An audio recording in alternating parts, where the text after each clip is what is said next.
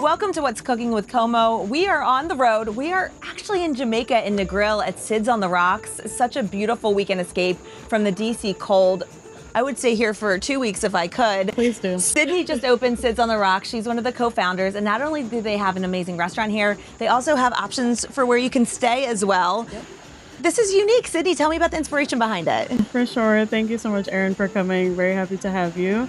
The inspiration really came from my travels around the world. I was super inspired by the Mediterranean kind of feel and look, especially. I actually studied abroad when I was in university in Italy, and I was able to travel on my weekends off, and I would go to these places and just, it really resonated with me, the landscapes, the design, and I grew up in Jamaica. So it's like coming home. 100%. It's full circle. It's coming home. I was in the States for school, and I have come back since 2023. And I just really wanted to bring something new to the landscape, something that we haven't seen before. So we are sitting out here by the cliffs. We saw a beautiful sunset.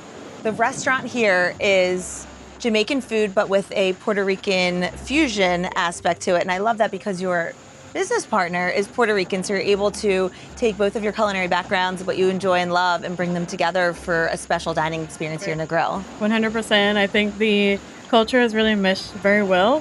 When it comes on to the flavors, we have very familiar flavors. We use a lot of plantain, both cultures, these spices, the way that things are cooked. They might have different names, but they're actually super familiar. And a lot of our guests who come in, they find that we do have about 90% local guests returning, and they're like, this is something that I'm super used to. It's traditional Jamaican, kind of twisted and refined into Puerto Rican fusion. Oh, well, I love the spices of jerk seasoning. Yes. So what are some of your favorite items on the menu? I have so many, as you can imagine, but Yes. I would say my number one favorite is the pastelon. So the pastelon is going to be our jerk short rib lasagna. It's a layered sweet ripe plantain lasagna. It's got a layer of cheese fondue. Oh, that sounds heavenly. It's a mix of Gouda and cheddar, and then you have your slow roasted jerk short rib. It is absolutely delicious. That sounds so good. And you have great cocktails here, rum punch, lots of different options for drinks as well. Yes. You can go swimming. People can stay here. How many rooms do you have here at this property? Right, so we actually have 26 rooms. They are all a little bit different configuration. Airbnb style. Airbnb style, exactly. So that's great. You can stay here and get room service, have breakfast, lunch, and dinner, or you can always come back to home base, have dinner, and go explore because you're in a great centralized location in Negril. 100%. A lot of our guests, I'll just kind of advise them like, hey, you're in a central location. You can easily get a taxi, or you can walk to Rick's Cafe, 5 minutes. The famous 7 Mile Beach is 10 minutes down the street. Oh, We've got a lot going on. That's great. And it gives you a different kind of experience rather than an all-inclusive resort. Exactly. And then you come out here, you have your coffee, you look at the water. It's a nice getaway. It is. And the sunset is just priceless. Oh, you can't beat the sunset. It's absolutely spectacular. So people can go online, they can book a room if they want to stay here, or if you're a local or just coming for dinner or lunch, you can do that as well, right? 100%. If you go on our website, it's sidsontheRocks.com.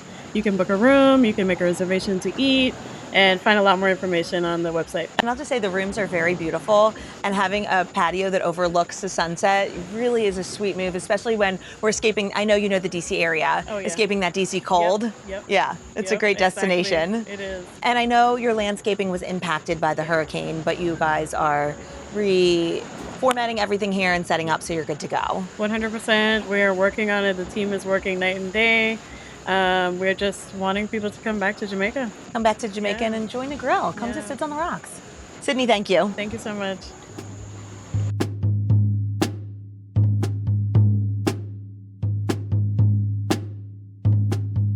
Of course, I had to sit down with Chef San and talk about her journey in the culinary space and what brought you to Sid's on the Rocks. Thank you for taking the time. Thank you very much. I'm happy to be here. So Sydney was telling us that she connected with you on social media? Yes, ma'am. She did. It was like one of the unlikeliest of things. Overall, I had no plan on coming this side. Never ever had it written down in my catalog. But Sydney reached out to me one particular day and via Instagram, and she just said, "Hey, I have a business opportunity. Would you like to jump on it?" And I said, "Okay, let me respond to Wow. her and see how this is gonna go." So I reached out to her, and what she basically explained to me is the outlining of the restaurant, and she's seeking a head chef. Uh-huh. Yes, and which was a good opportunity. I'm sure that's appealing for you. Yeah. Very, very good opportunity for me. But another thing that gravitated me back to this restaurant in particular is the fact that I've never experienced working with Puerto Rican food. It's, always the popular dishes like your Yes. Asian, your Italian dishes, your French, and so forth. So that was pretty exciting for me. To do a Jamaican Puerto Rican The fusion. fusion, It's a right. unique menu. Yes, it And is. you were cooking most of your life. You said you started cooking Most at of my life. 15? Yes, yes, yes. I started cooking in local restaurants back home. And where'd you grow up? I grew up in Saint Elizabeth. So not too far. Yes, yes. I had experience. I started somewhat in a local seafood restaurant by the name of Little Ochi. Uh-huh. Yes, they sell amazing seafood there. So I started as a chef per se in that environment, in that space, but professionally wise, I started at the seafood resorts and stuff. And that's over in Montego Bay. Montego Bay, yeah. And Negril is such a great area as well. There's yeah. lots of great restaurants around here. For you growing up, what were some of those meals that you loved? Oh my goodness. I know, that's a big Oh my question. goodness. Okay, so the funny thing is, when I was a child, I wasn't big on food. You weren't a big foodie. I was not A picky eater. That's not very, atypical. very picky. Yeah. Very picky eater. But I love soup. Soup. Give me any soup. Any soup. I'm big on soup. Chicken soup, gungo soup, any soup, even our Asian soups. Right. I love soup. Yeah, so that was my go-to meals. And my parents, they knew this. I love that. But big on fried chicken too. Big I on mean, fried chicken. fried rice and chicken's peas. so good. Rice and peas. I had that for lunch today. And the cakes. Oh, I had some jerk chicken and rice and peas for lunch, and it was Yes, amazing. yes, yes. So when did you really fall in love with food and your culinary journey? Let me tell you where it started.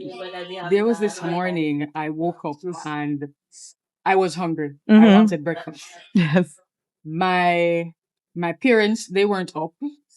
If any of my parent was up, it would be my father. However, Right. he's not a person you would want to put in the kitchen. Understood. Right? Yeah. So I decided to cook my own breakfast, prepare my own breakfast, and I grabbed my plantains, I got my franks, I Nice. sliced them up, I grabbed my little stool, and I placed that around the stove area, got my little pan, added my oil, and I fried away. And it was a success. Oh yes, but that's what triggered my interest because I said to myself, as young as I was only 8, as I said. Yeah. It triggered, like, to me, I said to myself, but this is easy. Right. And I literally accomplished this without It felt natural to you. supervision, Right.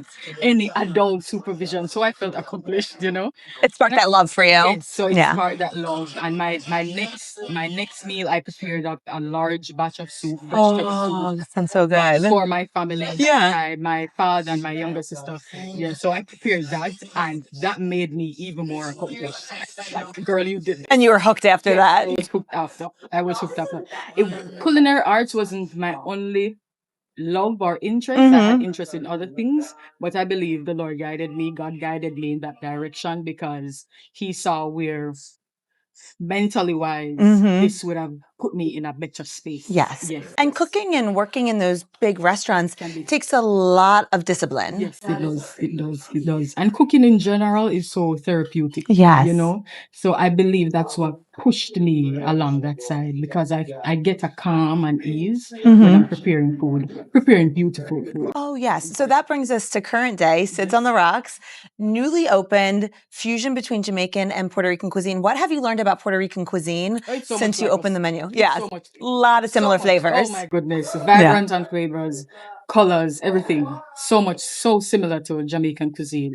The Puerto Ricans lean more though towards citric type of ingredients. Yeah. The cilantro that gives that kind of citric element to your food. Right. And I love that. Vinegary stuff. Oh, yes, so I love good. that. So nice bites on Oh, everything. yes, definitely. So let's talk about the menu here because I got to sample some of it. Yes. Amazing. What are some of your favorite dishes that you're serving? Pasta lunch. Everybody loves it. That's what Sydney said. It's like a short rib and Yes. a cheese sauce. Cheese sauce, ripe plantains. Oh. So you get that savory from the meat and Yes. cheese with the different flavors like your cumin and your oregano and all of it coming through. And then you have the right plantains that it's contrast, but it blends so much together. Sounds my goodness. Beautiful. perfect. Beautiful, beautiful dish. And then you have some classic Jamaican dishes on the menu as well. Yes. Yeah. Escovitch fish, everybody knows our escovitch fish. Oh, yeah. And we also have our escovitch lobster as well. We have festival too. Yeah. And you're going to be serving breakfast, lunch, and dinner here? Yes, this is for the future. For the future. But for now, we're doing dinner service. We're doing dinner. Great bar program as well. Really good cocktails. Yes. Beautiful atmosphere. Beautiful. And look at the view behind us. Exactly. I know. It's a journey. When you can have this environment, it's great. So what do you think about living in Negril now? I am thinking about it. Yeah. This is why I'm thinking about it, because it's the atmosphere, the weather is similar to what I grew up in. Yes. So I will always love my son. I will always love that. Yeah. Love. It's good for the soul being in the sun and by the beach. And if I'm gonna be close to this, yes. You'll take it. Yes. Good stuff. Thank you for taking the time to tell us a little bit about your journey and what brought you and Sydney together. And it's great to see you. Such a beautiful environment shining. Yes. Appreciate it. Thank you. Thank you.